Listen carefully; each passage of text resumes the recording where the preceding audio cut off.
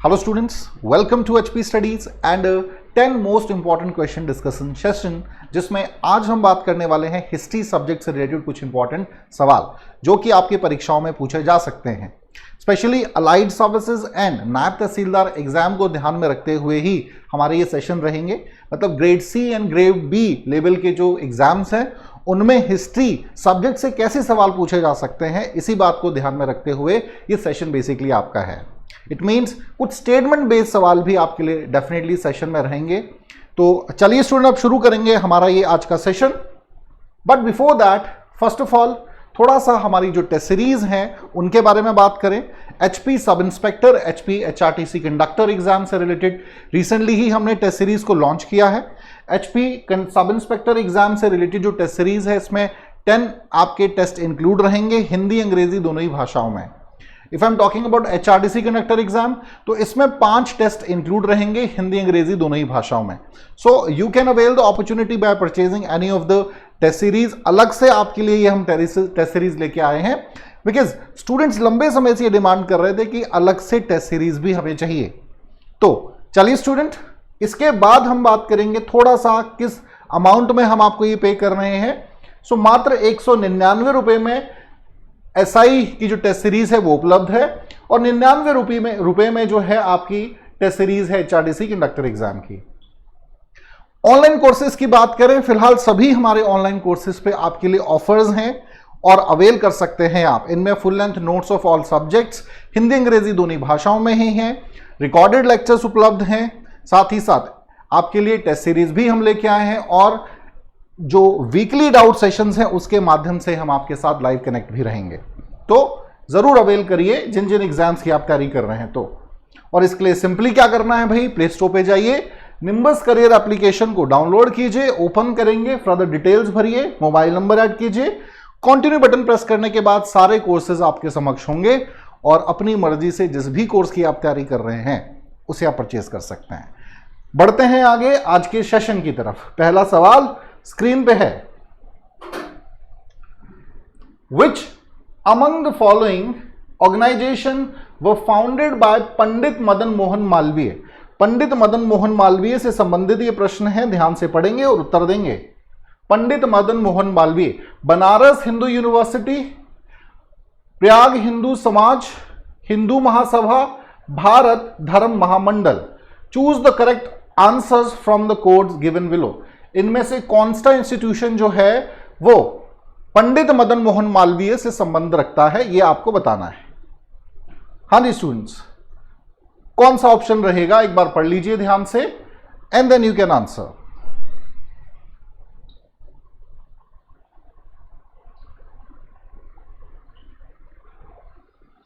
ध्यान से पढ़ना स्टूडेंट सभी को। बनारस हिंदू यूनिवर्सिटी, प्रज्ञा हिंदू समाज, हिंदू महासभा या भारत मंडल, भारत धर्म महामंडल। तो जो सही उत्तर होगा इस प्रश्न का देख लीजिए, option A B C D में से कौन सा रहेगा। तो जो स्टूडेंट सही उत्तर है इस प्रश्न का वो है ऑप्शन सी, ऑप्शन 1 और 3। What does it mean? It means आपका Banaras Hindu university first and third, Hindu Mahasabha, इन दोनों से ही संबंध मदन मोहन मालवीय का रहा है। इसके अलावा प्रज्ञा हिंदू समाज और भारत धर्म महामंडल से इनका संबंध नहीं है। तो ऑप्शन सी यहां पे करेक्ट होगा। चलिए थोड़ा सा बात करें in short about the Madan Mohan Malviya. He was an educationalist और भारतीय स्वतंत्रता संग्राम में इनका जो योगदान है वो सराहनीय है। ये वही मदन मोहन मालवीय हैं जिन्होंने महात्मा गांधी के बिहाफ में पूना एक्ट पारित किया था, पूना एक्ट पे हस्ताक्षर किए थे जिसमें BR अंबेडकर और एक समझौता था महात्मा गांधी जी के बीच में। ऑलराइट, जो आपका उस समय कम्युनल अवार्ड हुआ था और बहुत ज्यादा प्रॉब्लम क्रिएट हुई थी। ये वही मदन मोहन मालवीय हैं। मदन मोहन मालवीय के द्वारा ही हिंदू महासभा की स्थापना 1815 में की गई थी। It's a prominent group. ये बेसिकली एक प्रेशर ग्रुप था, प्रेशर ग्रुप की तरह ये काम कर रहा था to put pressure over the Britishers. उस समय हिंदू समाज की जो डिमांड्स थी उसको पूरा करने के लिए, प्रेशर डालने के लिए ही इसकी फाउंडेशन करी गई थी और मदन मोहन मालवीय ही इसके फाउंडर थे। अगर मैं बात करूं भाई और किस बात के लिए मदन मोहन मालवीय फेमस है, तो BHU, the modern day famous university, Banaras Hindu विश्वविद्यालय, एनी बेसेंट का भी हालांकि इस संस्था को स्थापित करने में योगदान रहा है, लेकिन मदन मोहन मालवीय ने 1916 में इसकी फाउंडेशन करी थी। ठीक है जी। कमेंट बॉक्स में आपको यह बताना है कि इसकी फाउंडेशन किस जगह पे की गई है। वैसे तो नाम से कंफर्म्ड ही है, लेकिन पता होना चाहिए आपको। या हिंदू महासभा की फाउंडेशन कहां हुई थी, किस जगह हुई थी, ये कमेंट बॉक्स में आप बताएंगे स्टूडेंट्स। थर्ड ऑर्गेनाइजेशन जो प्रोमिनेंट है वो है Bharat Dharma महामंडल। Bharat Dharma महामंडल was founded in 1887 bye Pandit Deendayal Sharma. Pandit Deendayal Sharma वो पर्सनालिटी हैं जिन्होंने हिंदू कॉलेज की फाउंडेशन की, प्रोमिनेंट हिंदू कॉलेज। अगर इस ऑर्गेनाइजेशन की बात करें आपके भारत धर्म महामंडल की, so the primary objective was जो हिंदू ऑर्थोडॉक्स सोसाइटी है उनको एक बेस प्रदान करना। It basically an organisation of the orthodox Hindu society. Alright. और उस समय हर समाज के वर्ग का जो हिंदू समाज है उसको कोई ना कोई संस्था रिप्रेजेंट कर रही थी। तो याद रखिएगा कुछ इंपॉर्टेंट जानकारियां हैं pertaining to Madan Mohan Malviya. Talk about question number 2 now. Question number 2, who among the following is known as saint of Dakshineswar? Ramakrishna Paramhansa, Swami Vivekananda, Swami Dayanand Saraswati और सेंट टीकाराम। तो क्या आंसर होगा स्टूडेंट इस सवाल का? क्वेश्चन नंबर 2 अब आपकी स्क्रीन पे ध्यान से पढ़िए, उत्तर दीजिए। क्वेश्चन नंबर 2,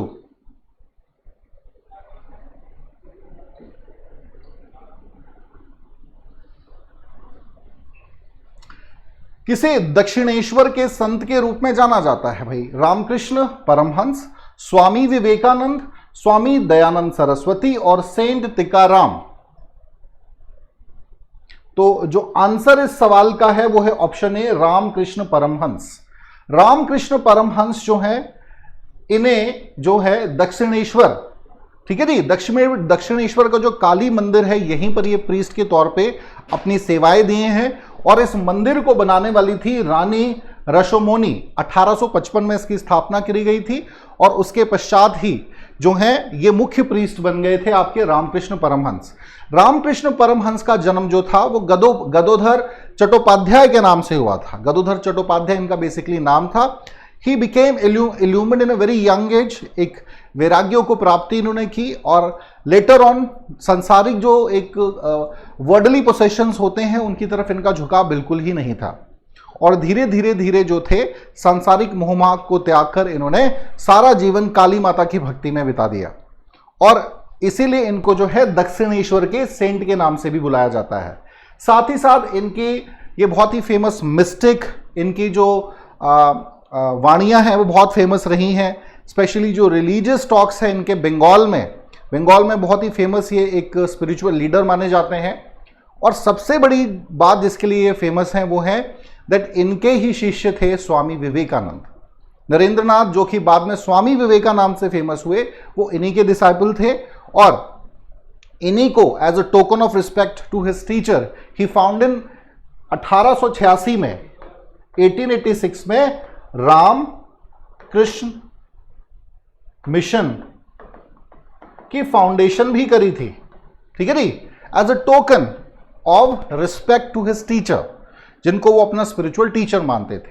स्वामी विवेकानंद की बात कर रहे हैं तो उनकी जो उन्होंने पूरी दुनिया के सामने सनातन धर्म को प्रेजेंट किया। स्पेशली 1893 का 1893 का जो शिकागो में हुआ धर्म सम्मेलन था, रिलीजियस जो समिट हुआ था और जिसमें उन्होंने संबोधित किया था पूरी दुनिया को, my dear brothers and sisters, तो उससे वो बहुत फेमस हुए थे बाद में। एंड ऑफ कोर्स जो उनका कंट्रीब्यूशन है specially to spread the nationalism और हिंदू नेशनलिज्म को प्रमोट करने में भी इनका बहुत ज़्यादा योगदान माना जाता है।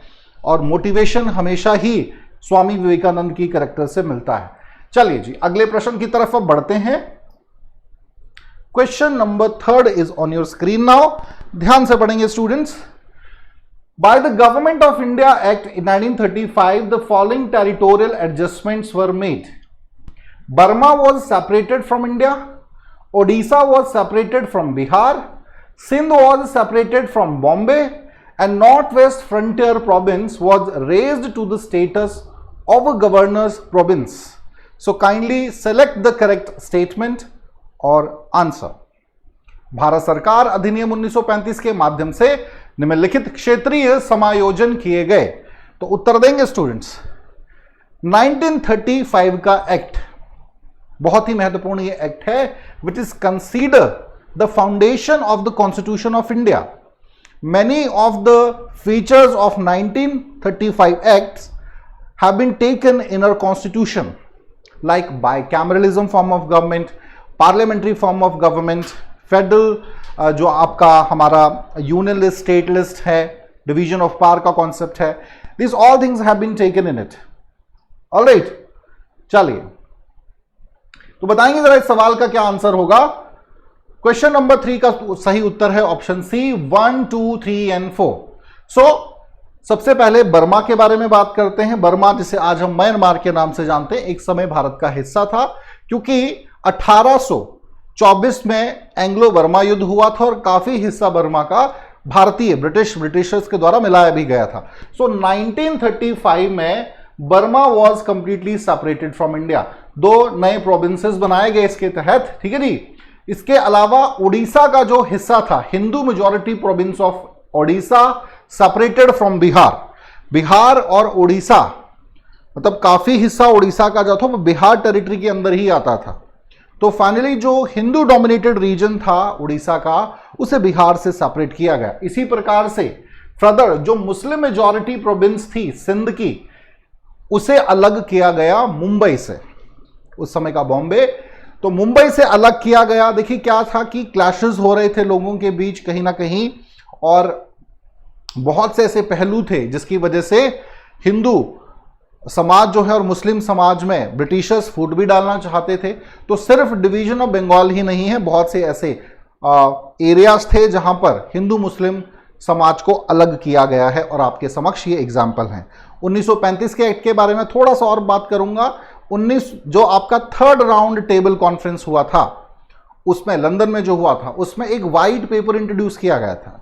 And further on the basis of that white paper in 1933 जो आपका एक्ट बना था, बाद में डिस्कशंस हुई इस पर, और 1935 का एक्ट उसी पर आधारित था, जिसमें बहुत सी फीचर्स आज हमारे भारतीय संविधान में मौजूद हैं. ठीक है जी.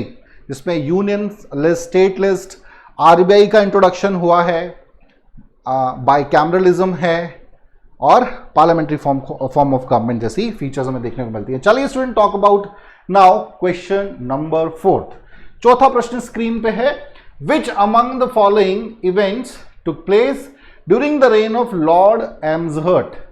First Anglo-Burma War, capture of Bharatpur, mutiny at Barakpur. तो क्या आप सही आंसर होगा? करेक्ट ऑप्शन फाइंड आउट कीजिए.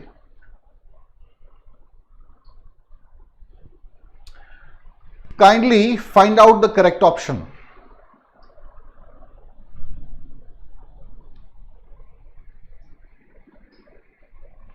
हाँ जी, क्या आंसर होगा? लॉर्ड एम्सहर्थ से संबंधित ये प्रश्न है, जो कि अपने चीन के अभियान 1816 में उनका जो चाइनीज इन्वेजन था उसके लिए बड़े फेमस हुए थे लॉर्ड एम्सहर्थ. तो आंसर करेंगे students, what shall be the correct answer? The correct answer is option D. 1, 2, 3 तीनों ही स्टेटमेंट जो हैं ये करेक्ट हैं. पहले बात करेंगे भाई एंग्लो वर्मा वॉर की. ठीक है जी. एंग्लो वर्मा वॉर हुआ और नॉर्थ ईस्ट से होते हुए it was a vision of अंग्रेज ब्रिटिशर्स इन इंडिया कि बर्मा तक अपना साम्राज्य स्थापित करना है. भारत के नॉर्थ ईस्ट हिस्से से होते हुए बहुत से रोड कंस्ट्रक्ट किए गए, बहुत से रिवोल्ट्स वहाँ नॉर्थ ईस्ट में ट्राइबल कम्युनिटीज़ के देखने पड़े because of that. But finally 1824 में 1824 से 26 तक एंग्लो वर्मा वॉर हुआ. बड़ा महत्वपूर्ण युद्ध है. साथ ही साथ इसके अलावा भरतपुर का जो क्षेत्र है यहाँ पे रेन हुआ था 1826 में. तो इसमें भी कहीं ना कहीं इसको जब भरतपुर को अपने अधिकार क्षेत्र में ब्रिटिशर्स ने मिलाया था तो एम्सहर्ट ही भारत के गवर्नर जनरल थे। इसके अलावा म्यूटिनी एट बैरकपुर, बैरकपुर की म्यूटिनी बड़ी फेमस है 1824 में ये म्यूटिनी हुई थी, specially at the time of Anglo Burmese war.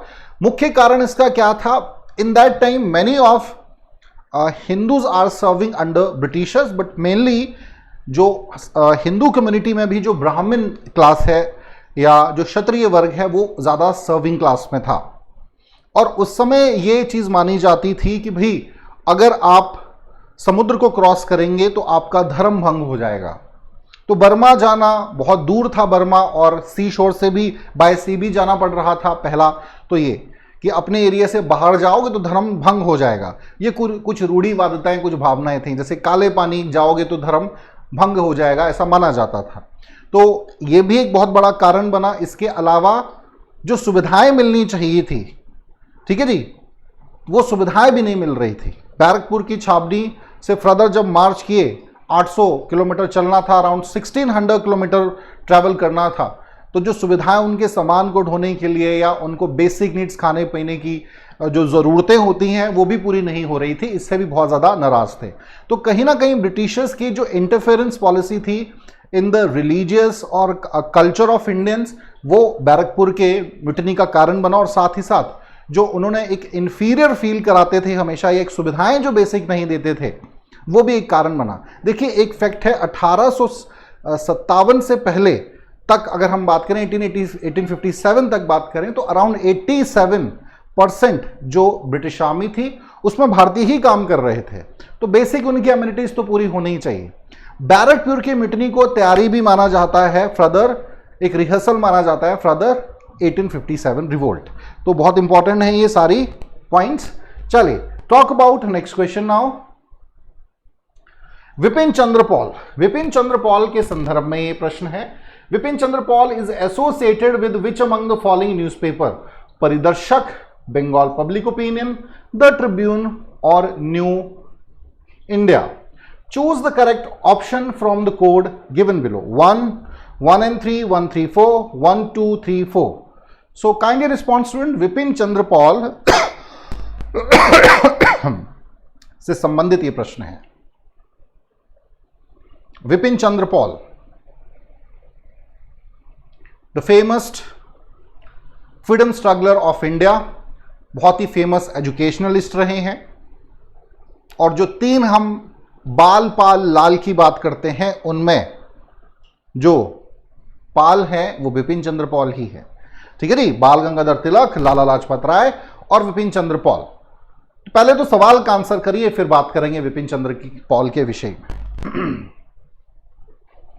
कौन सी मैगजीन से या कौन सी पत्रिका से इनका संबंध? करेक्ट आंसर पूछा है, तो जो सही उत्तर होगा स्टूडेंट वो ऑप्शन डी है, चारों ही ये जो न्यूज़पेपर और पत्रिकाएं थी इनसे संबंध रहा है। सबसे पहले बात करेंगे परिदर्शक की। Paridarshak was a weekly newspaper and it was started by basically Vipin Chandra Pal. ये एक वीकली न्यूज़पेपर था जो उस समय की जो एट्रोसिटीज थी उनको हाईलाइट करा था ब्रिटिश गवर्नमेंट की ओवर इंडियंस। इसके अलावा ही was an assistant editor of Bengal public opinion and tribune. Tribune जो आज हम पढ़ते भी हैं न्यूज़पेपर, इससे भी इनका संबंध रहा है। तो एजुकेशन इनकी आप पर्सनालिटी देखेंगे तो एक एजुकेशनलिस्ट ये थे और हमेशा ही शिक्षा में बढ़ोतरी करना, भारतीयों को शिक्षित होना चाहिए, इन सभी बातों पर इन्होंने बहुत बल दिया, बहुत जोर दिया।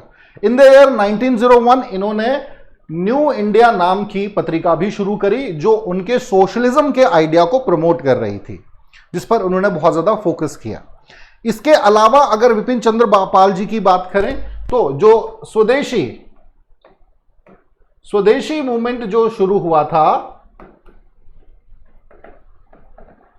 इन 1905, इससे भी संबंध रहा है विपिन चंद्र पॉल का, स्वदेशी मूवमेंट। ऑलराइट, या हम बात करें anti partition movement, anti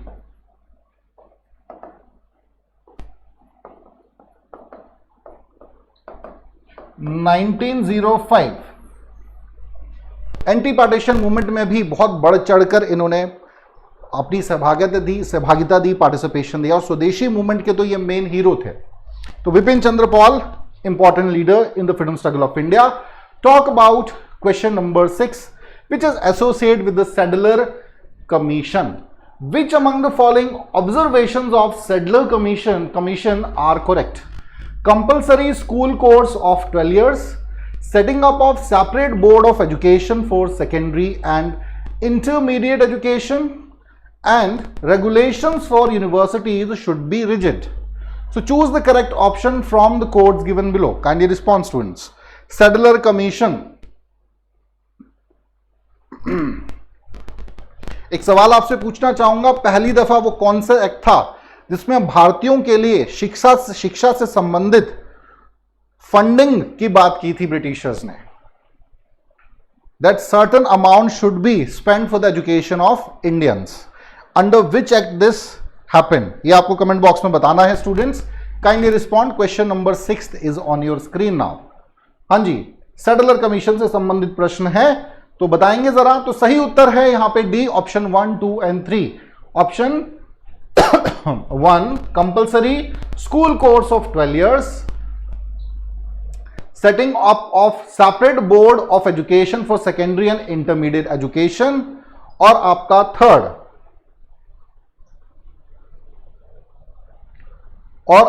third है regulations for university should not B rigid. तो तीनों ही पॉइंट सही है स्टूडेंट. सैडलर कमीशन की बात करें, 1917 में ही अस्तित्व में आया था और बड़ा इंपॉर्टेंट है. बहुत से रिफॉर्म्स इसने करने चाहे सैडलर कमीशन ने. सबसे पहले जो मॉडर्न डे एजुकेशन सिस्टम में हमें देखने को मिलता है, 12 year एजुकेशन सिस्टम, 12 साल तक जो स्कूली शिक्षा का प्रावधान है, इसकी शुरुआत या इसकी रूट्स हम कहेंगे सैडलर कमीशन में कहीं ना कहीं थी. तो ये कहा गया कि 12 वर्षों तक जो है एक आपका स्कूल एजुकेशन सिस्टम रहना चाहिए एंड कंपलसरी स्कूल कोर्स होना चाहिए. उसके पश्चात जो है कॉलेज में आप हायर स्टडीज के लिए एंटर कर सकते हैं. इसके अलावा उन्होंने ये भी कहा कि सेपरेट बोर्ड ऑफ एजुकेशन होने चाहिए फॉर इंटरमीडिएट, माध्यमिक शिक्षा और सेकेंडरी एजुकेशन, दोनों के लिए अलग से बोर्ड होने चाहिए, एक ही सिमिलर बोर्ड नहीं होना चाहिए. तभी जो है quality of education will be insured. इसके अलावा उन्होंने कहा कि स्कूल की तरह नियम तो नहीं होने चाहिए कॉलेज में. कॉलेज की लाइफ में एक सेल्फ रिस्पॉन्सिबिलिटी की भावना छात्रों में आनी चाहिए. खुद जीवन में कैसे आगे बढ़ना है, खुद कैसे चीजों को संभालना है. तो जो बेसिक मॉडल एजुकेशन का आज हम मॉडर्न डे में देखते हैं, सैडलर कमीशन में कहीं ना कहीं इसकी रूट्स हमें देखने को मिलती है. तो इंपॉर्टेंट है स्टूडेंट्स. चलिए क्वेश्चन नंबर 7 नाउ. निम्नलिखित में से किसने हैदराबाद राज्य की स्थापना की? Which among the following founded the state of Hyderabad? Nizam ul Mulk, Haidar Ali, Sadaullah Khan और टीपू सुल्तान. तो क्या आंसर होगा स्टूडेंट्स? क्वेश्चन नंबर 7 जब है अब आपकी स्क्रीन पे. निजाम उल मुल्क, हैदर अली, सदाउल्ला खान और Tipu Sultan. Which of the following founded the state of Hyderabad? State of Hyderabad answer करेंगे आप. देखिए, after the fall of Mughals, Mughal empire जब अपने पतन की तरफ बढ़ रहा था, तो बहुत से, क्योंकि जब भी सेंटर कमजोर होगा, केंद्र कमजोर होगा, तो जितनी भी ब्रांचेस हैं वो सेपरेट होती ही हैं. ऐसा ही हुआ जब औरंगजेब की मृत्यु 1707 में हुई.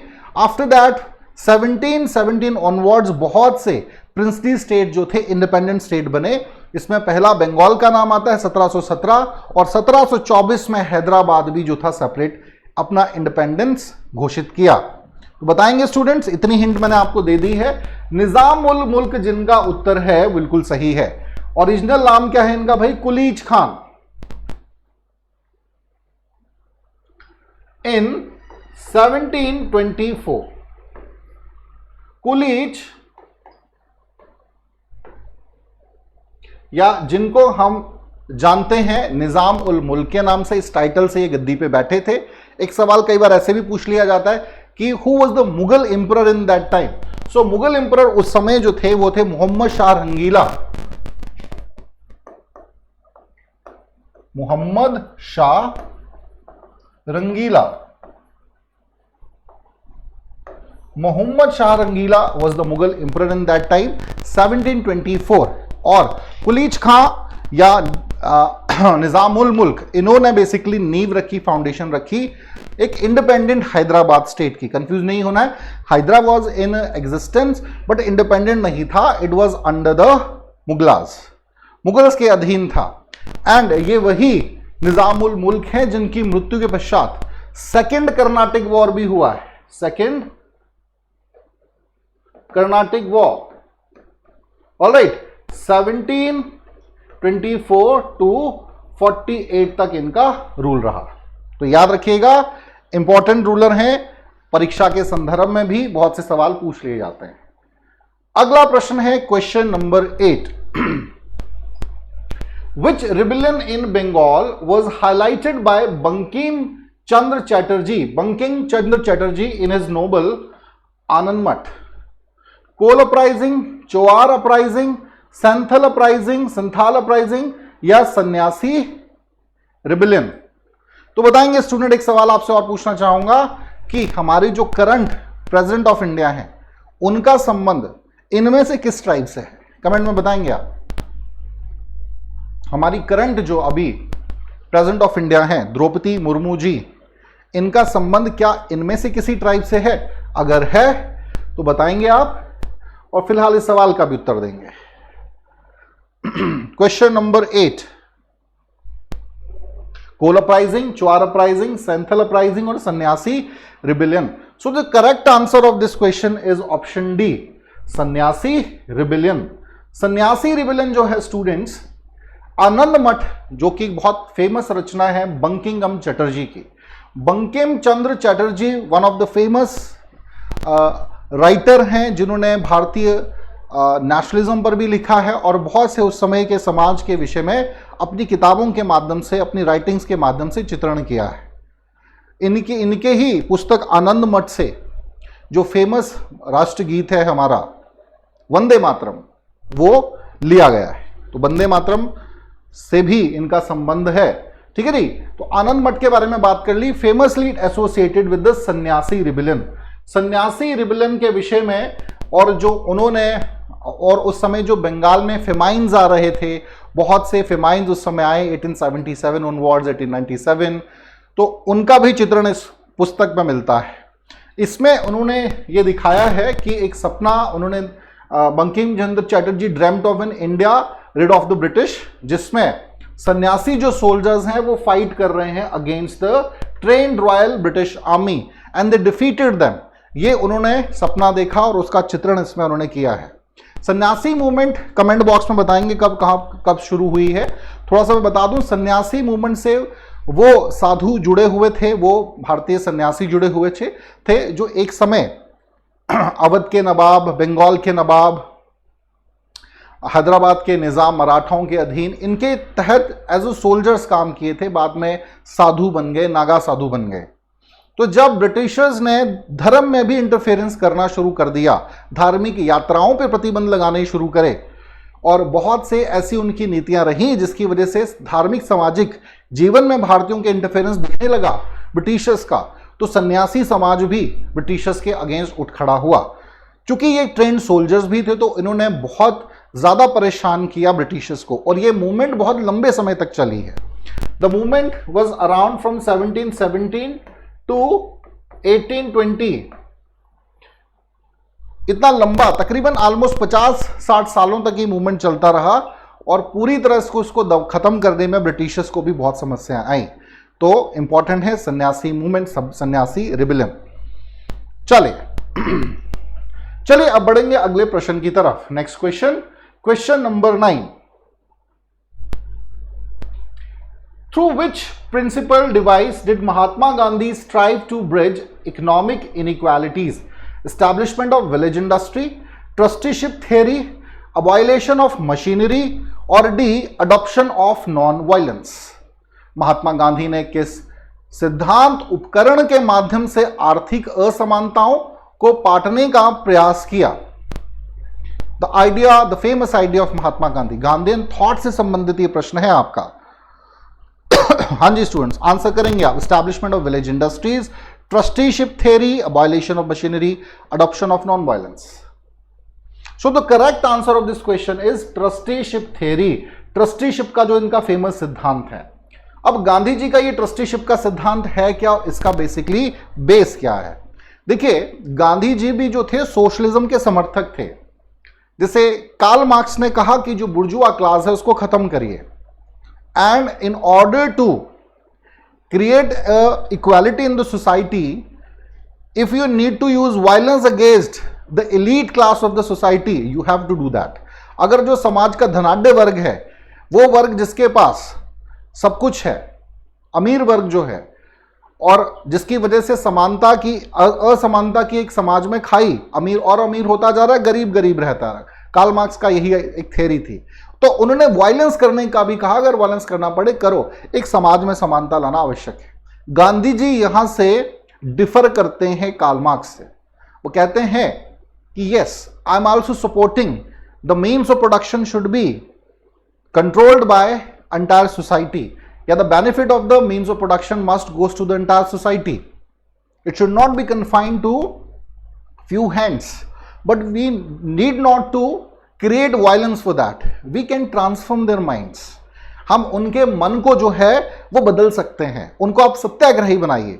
जो धनाढ्य वर्ग है, जो बुर्जुआ क्लास है, जो अमीर वर्ग है, अगर वो सत्याग्रही बनेंगे तो उनकी जो संपत्ति है उसका प्रयोग जो है वो समाज के लिए किया जा सकता है। और यहां पे उन्होंने सुझाया द आइडिया ऑफ ट्रस्टीशिप, जिस पर उन्होंने कहा कि भाई ट्रस्ट बनाए जाए और इन ट्रस्ट के जो ऑनर होंगे वो यही जो रिच क्लास है, वेल्दी पीपल हैं, ये ऑनर होंगे, लेकिन उनकी उस वेल्थ का, उस संपत्ति का प्रयोग पूरे संपूर्ण समाज की भलाई के लिए किया जाएगा। So it's a very fine idea of trusteeship which was given by, और बहुत उस समय के जो धनाढ्य वर्ग थे, भजनालाल, जमनालाल बजाज, है ना, ऐसे बहुत से नाम आते हैं दोस्त, keep on funding Mahatma Gandhi ji, and जो सत्याग्रही बने थे। लेकिन सत्याग्रही बनने का जो मार्ग था वो भी आसान नहीं था। चलिए जी, अब बढ़ेंगे हम अगले प्रश्न की तरफ। क्वेश्चन नंबर 10, भारत और अफगानिस्तान के बीच में the Durand line agreement between India and Afghanistan was approved in which year? 1889, 1891, 1893 or 1895? So kindly respond students. Question number 10 is on your screen. Bharat और अफगानिस्तान के बीच डुरुंड रेखा समझौता को किस वर्ष मंजूरी मिली थी?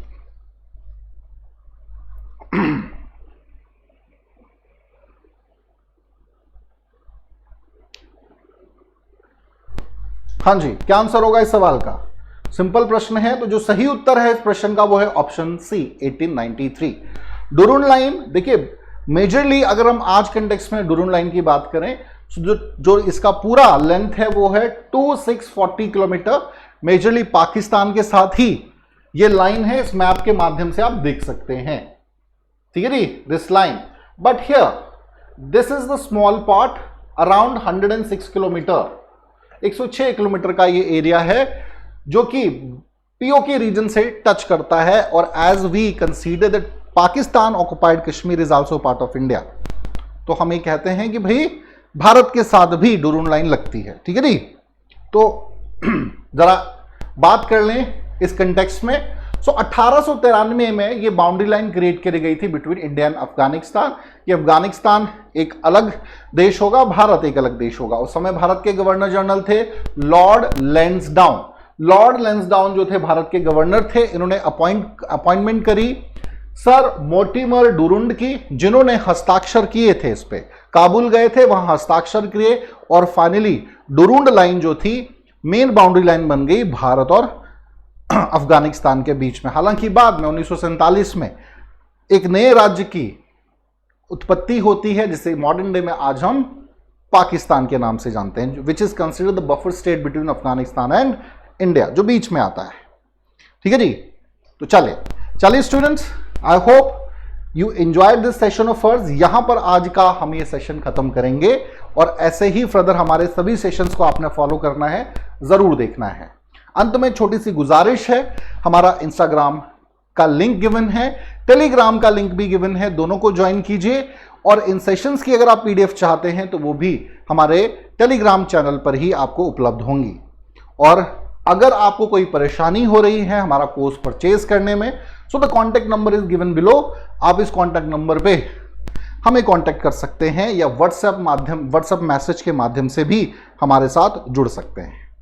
तो चलिए स्टूडेंट्स, आई होप कि आप ऐसे ही अब सही दिशा में अपनी तैयारी को आगे बढ़ाते रहें और इन सेशंस को मिस नहीं करना है, because these sessions are very important, specially if you are preparing for allied services exam या ग्रेड बी ऑफिसर, जिसमें नायब तहसीलदार, CDPO एग्जाम, तहसील वेलफेयर एग्जाम, इन सभी एग्जाम्स की प्रिपरेशन में भी ये सेशंस आपकी बहुत ज्यादा सहायता करेंगे। तो मिस नहीं करना है, कंसिस्टेंसी के साथ पढ़ना है। चलिए students, thank you so much.